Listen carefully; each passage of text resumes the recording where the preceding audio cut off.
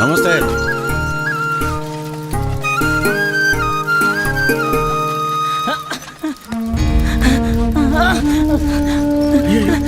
ఏంటి?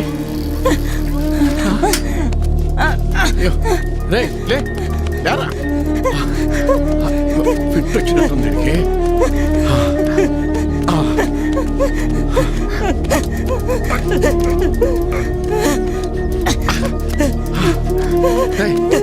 చేపట్టు, చేతిలో పట్టుకో, గట్టిగా పట్టుకో, గట్టిగా గట్టిగా.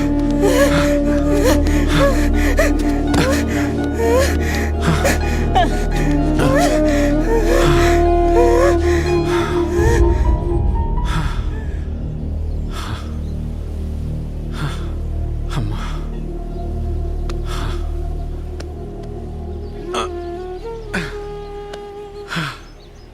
ఎవరయ్యా నువ్వు? నాది ఊరు కాత, నాకెవరూ లేరు. అమ్మాయ్యా లేదని బాధపడమాక, సరేనా? సరే. ఇగో ఆకలి ఎత్తే ఇంటికి వచ్చి ఓ ముద్ద తినిపో. ఇదిగో ఇది నీ దగ్గర ఉంచుకో. లే పద, ఒక అంచు నువ్వా, జాగ్రత్తగా. నేను వస్తున్నాలని వెనకాల, జాగ్రత్తగా వెళ్ళు.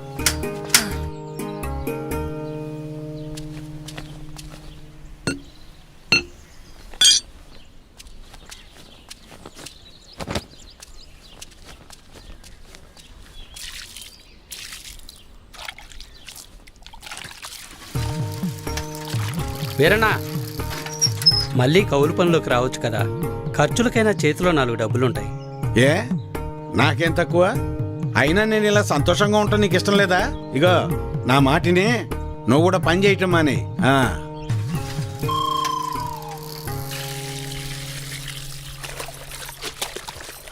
చూడమ్మా ఈ విడ్డూరం, మీ మావయ్య కూరగాయలు తెస్తానని వెళ్ళి 2 గంటలైంది. అక్కడ ఎవరితో సోది కబుర్లు చెప్తున్నాడు ఏంటో. ఏందయ్యా ఇది? ఎప్పుడని వెళ్ళావు, ఎప్పుడొస్తున్నావు? కూరగాయలు కొనటానికని వెళ్ళావా, పండించడానికి వెళ్ళావా? ఇదేం పోయింది? ఇంట్లో కూర్చొని ఎన్నేం చెబుతావు? మన ఊళ్ళో కూరగాయల ధరలు ఎట్ట మండిపోతున్నాయి. పక్కూరు సంతలో సౌకర్యం దొరుకుతున్నాయని అంత దూరం వెళ్ళి అక్కడి నుంచి తీసుకొచ్చా. కూరగాయలు తెచ్చినందుకు సంతోషించాలి కానీ అలా కసురుకుంటావేందే? అబ్బో సరిపోయిందయ్యా నీ సంబడం. వెనకటికి నీలాంటోడే కడుపుతో ఉన్న పెళ్ళం కొబ్బరి నీళ్ళు అడిగితే కొబ్బరి బొండాల కోసం కేరళ వెళ్ళాట. వాడు తిరిగి వచ్చేసరికి వాడి కొడుకు ఎదురొచ్చి ఎవరు నువ్వు అన్నట్ట. అట్టా ఉంది నీ అవ్వారం. నీతో చెప్పాను చూడు, నాది నాది నాది బుద్ధి తక్కువ. నేను వెళ్ళినా కూడా ఈ పాటికి వంట అయిపోయింది నాన్న. ఏంటో ఏందమ్మా, మీ ఆయనకి మధ్య కాస్త ఎటకారం ఎక్కువైందే. ఏమ్మా బెమ్మంగా డాడీ? కమలాపురంలో ఏదో పనుందనేసి ఉదయాన్నే వెళ్లారు మామయ్య. అయ్యో, మీకెన్నిసార్లు చెప్పినా అర్థం కాదా? ఇప్పుడు ఆడికి పని చేయాల్సిన అవసరం ఏమొచ్చిందంట? ఇంట్లో ప్రశాంతంగా ఉంటూ ఇష్టం లేదా ఆడికి? చాచా, ఈ ఇంట్లో మీరు ఎవ్వరు నా మాట అనరు. నా మాట నీదెల్లా, నా బిడ్డ ఒక్కతే.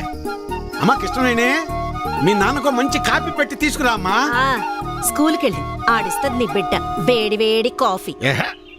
మీరంతా ఒక్కటేనే, మిమ్మల్ని మార్చడం మాత్రం నా వల్ల కాదు. ఎట్ట బతుకుతారో ఏంటో.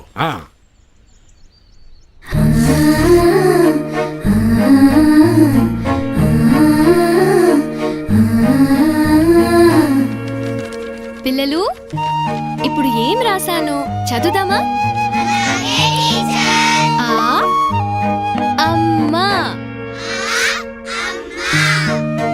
ఈ ఇల్లు, ఊరు,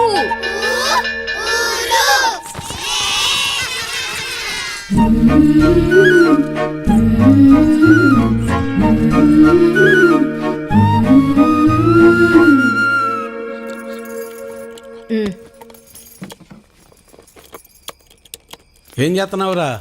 రిపేర్ నాన్న. ఎప్పుడు ఏదో ఒకటి చేస్తానే ఉంటావు. ఊరికి నేను కూర్చోలేవా? ఏదోలే నాన్న, ఖాళీగానే ఉంటున్నానుగా, ఏం తోచక. ఏరా ఎక్కడికి వెళ్ళావురా? కమలాపురంలో పని దొరికితే వెళ్ళాను నాన్న. ఎందుకురా నీకు ఈ కష్టం? అయినా అంత దూరం వెళ్ళి పని చేయాల్సిన కర్మ నీకేం వచ్చిందిరా? నువ్వు ఇలాగే మాట్లాడు.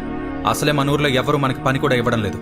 నువ్వు ఇలాగే ఉంటే పక్కూర్లో ఎవరు మన మొహం కూడా చూడరు. మొన్నటికి మొన్న ఆ సతీష్ గాడు ఇంట్లో తలుపులు సరిగా పడ్డం లేదని ఇంటికి పిలిచాడు. పనంతా అయిపోయాక డబ్బులు అడిగితే మీకు ఓటుకి డబ్బులు ఇచ్చిందే కాకుండా చేసిన పనికి కూడా డబ్బులు ఇవ్వాలా అని ఎగతాళి చేశాడు. అవును నాన్న, మొన్న వాడెవడో నాకు ఫోన్ చేసి పంచాయతీ ఆఫీసులో ఉద్యోగం ఉందని పిలిచాడు. అక్కడకు వెళ్ళి ఉదయం నుంచి సాయంత్రం వరకు వెయిట్ చేశాక తెలిసింది అక్కడ ఎటువంటి ఉద్యోగమూ లేదని. ఆ అంగళ్ళలో ఉన్న పోరంబోకు బ్యాచ్ వాళ్ళంతా నన్ను ఆట పట్టిస్తున్నారని. మీకు నేను చెప్పేది అదేరా. మన ప్రభుత్వాలు మన కోసం ఇన్ని ఉచిత పథకాలు ఇస్తూ ఉంటే ఇంట్లో మూసుకొని కూర్చొని ఉండటానికి మీకేంటి నొప్పి? అది మానేసి కష్టపడతాం, పని చేస్తాం అంటారు.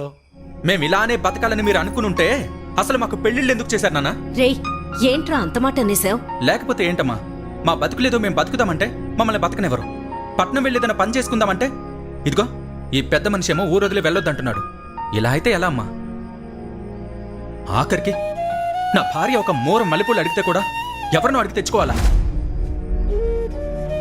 రే, అలా కాదురా. మీ నాన్న ఏం చెప్పినా మీ మంచి కోసమే చెప్తాడు కదా. ఈ మాటలు చెప్పే మా నోర్లు మూయిస్తున్నాడు.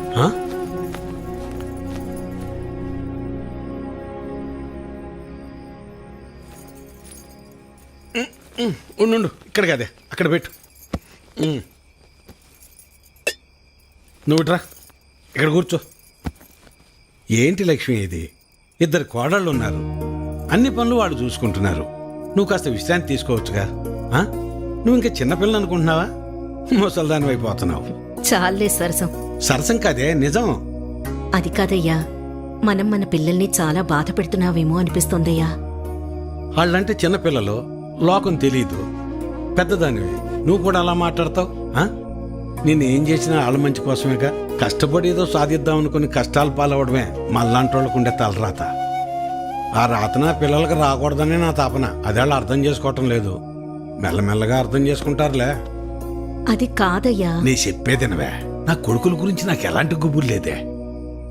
నా ఆలోచన అంతా నా బిడ్డ గురించే. తల తాకట్టు పెట్టింది సరే, మహారాజు లాంటి అడిగిచ్చి పెళ్లి చేస్తా. చాలే సంపడం. మింగ మెతుకులేదు గాని మీసాలకి సంపెంగలు అన్నాడంట. వెనకడికి నీలాండు.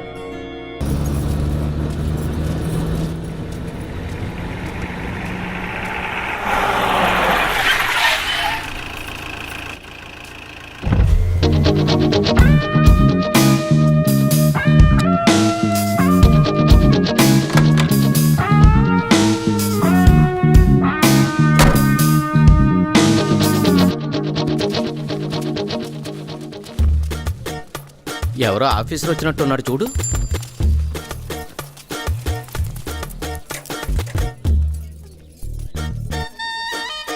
ఏరా, గుర్తుపట్టలేదు కదా? నువ్వు అభి కదా? ఎందుకు గుర్తుపట్టలేదు? మనమంతా కలిసే చదువుకున్నాం కదా.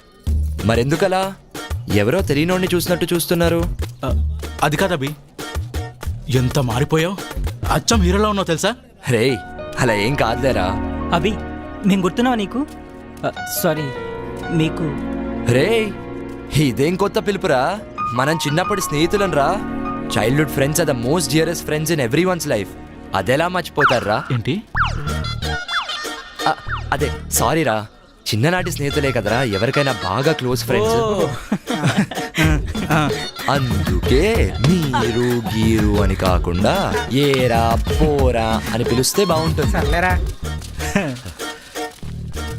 నువ్వు మా సుబ్బాయి కొడుకు కదా? అవును బాబాయ్. ఎలా ఉన్నావు బాబు? ఇదిగో ఇలా ఉన్నాను. మీరంతా బాగున్నారు కదా? బాగున్నాం బాబు. ఎంత గొప్పోడు అయ్యావయ్యా. అలా ఏం కాదు బాబాయ్. ఎవర్రా సారు? వీడు మన సుబ్బయ్య మామ కొడుకు అభినవ్. ఎవరు? ఆ వరదల్లో చనిపోయాడు ఆ సుబ్బయ్య కొడుక? ఏం తమ్ముడు, బాగున్నావా? కారు బాగుంది, నేను మొన్నే కొన్నా, కొత్తది. నీకేమన్నా, మీరంటే జమీందారులు, మీ వెనక మీ అల్లుడున్నాడు.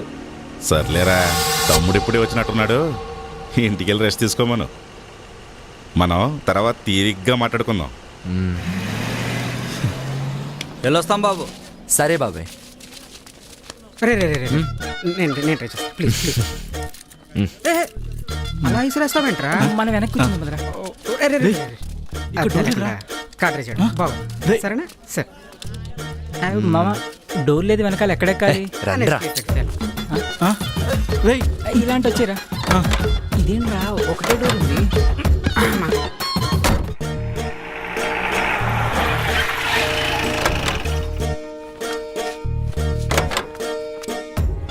ఇప్పుడు చూడండి రా, వీడు వీడి బిల్డప్లో అంటే ఏంటి మనకన్నా హైట్ ఉంది? రండ్రా ఈడు. నువ్వే చూడు. ఒరే అబే ఏమైనా కార్లోంచి దిగి అలా నడుచుస్తుంటే హీరోలాగా ఉంటుంది తెలుసా? ఆ? రేయ్ ఆ ముసలోడు చూడరా. ఈ ముసలోడు వచ్చాడు. రేయ్, అక్కడ రా, ఇటు. అభి నువ్వా? పెద్దనాన్న ఎలా ఉన్నారు? ఆరోగ్యం బాగుందా?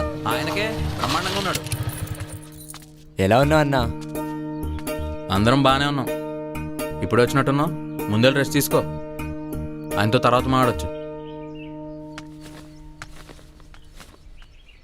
రౌడీ వెధవ. అసలు వాడి గురించి ఎందుకు కానీ వాడు అలాగే మాట్లాడతాడు. నీ సంగతి ఏంట్రా? అంతా ఓకే పెద్దనాన్న. మీ నాన్న చనిపోయాక ఈ ఊరు సంగతి బొత్తిగా మర్చిపోయినట్టున్నావు. ఇక్కడ మీ అమ్మ ఒక్కతే ఉందనే ధ్యాస లేకుండా నీ చదువులు నీ ఉద్యోగాలు ఎక్కువైపోయాయంట్రా. అది కాదు పెద్దనాన్న. ఏది కాదురా, ఈ ఊరు వదిలి ఎన్నాళ్ళైందో నీకు తెలుసా? మీ నాన్న చనిపోతే ఈ ఊరికి నీకు బంధం తెగిపోయిందనుకుంటున్నావా? అభి అమ్మా ఎంతసేపు అయింది నాన్న ఇప్పుడే వచ్చానమ్మా. వచ్చి రాగానే మొదలు పెట్టాడా ఈ పెద్ద మనిషి? నేను మాట్లాడింది నీ గురించేనమ్మా. ముందు లోపలికి రా. ఎప్పుడు తిన్నావో ఏంటో.